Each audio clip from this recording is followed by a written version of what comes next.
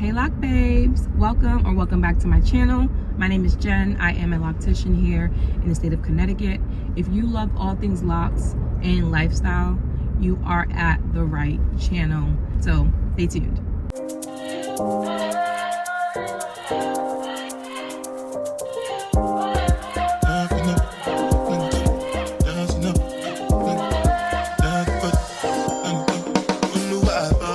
Today we are continuing on our 30-day Loc Care series. Today we will be discussing the differences between retwisting and retightening. Okay, so let's jump right into it. So today's video is obviously a lot different. I am on a drive, so I thought that, you know, why wait until I get home and I'm sitting down? I'm just gonna take you guys out on a road with me. So we're gonna discuss the difference between retwisting and retightening. There is a huge difference, and I don't think enough people actually know what the differences are, and they are calling their maintenance sorry, there's a guy just staring at me through the car. No. Hi. Okay. They're calling their maintenance schedules, their maintenance techniques too, like interchangeably, and the words cannot be used interchangeably because they literally mean two different things. So retwisting. So retwisting is typically done with traditional locks. So what other words you'll hear when you hear retwisting? You'll hear palm rolling.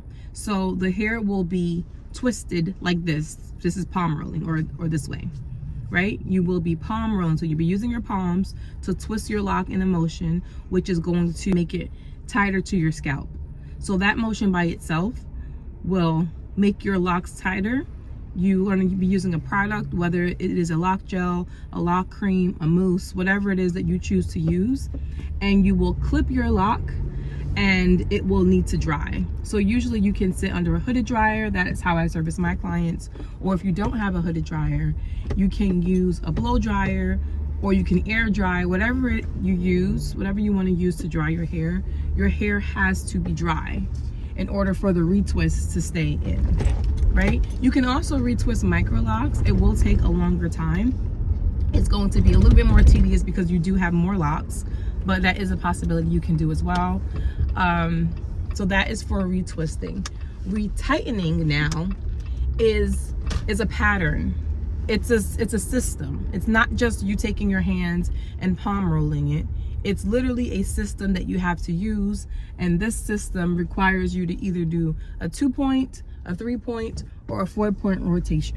What? A 4-point rotation.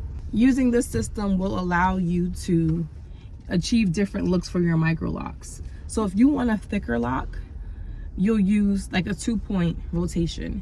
If you want a lock that is kind of medium, you will use a 3-point rotation. If you want a lock that is tighter and firmer, then you use a 4-point rotation. So let me say that again.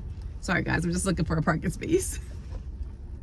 If you want a fluffier lock, you're going to use a 2-point rotation. And by 2-point rotation, that means that you're going to be going into the lock from two different directions. So let me show you here.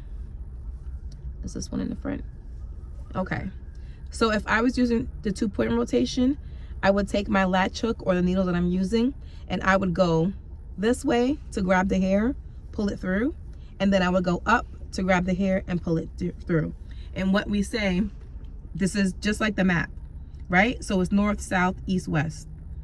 North, south, east, west. It's probably backwards on my camera, but you guys know how that works. So you'll be going from left to right or right to left, and up to down or down to up. That's the 2-point rotation. If you're doing the 3-point rotation, you're just going to use you're going to use 3 cycles of it. So you'll go left to right, up to down, and then the other way, right to left. That's the 3-point rotation. If you're doing the 4-point rotation, then you'll do left to right, up to down, right to left, down to up. And that's 4 cycles of the rotation. That is called retightening. So retightening are what is done for micro locks. So for my hair specifically, I retighten my hair in a 3-point rotation. Why? Because I didn't want it as fluffy as a 2-point rotation, but I didn't.